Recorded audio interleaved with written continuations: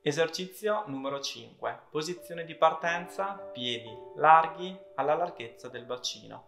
Metto la mano destra sul fianco della gamba sinistra ed eseguo una flessione laterale verso il lato sinistro del corpo, portando il braccio sinistro in alto. Con questa flessione laterale mi allungherò con la mano sinistra in direzione diagonale, sfruttando la torsione del busto. In questo esercizio il consiglio è di mantenere l'addome attivo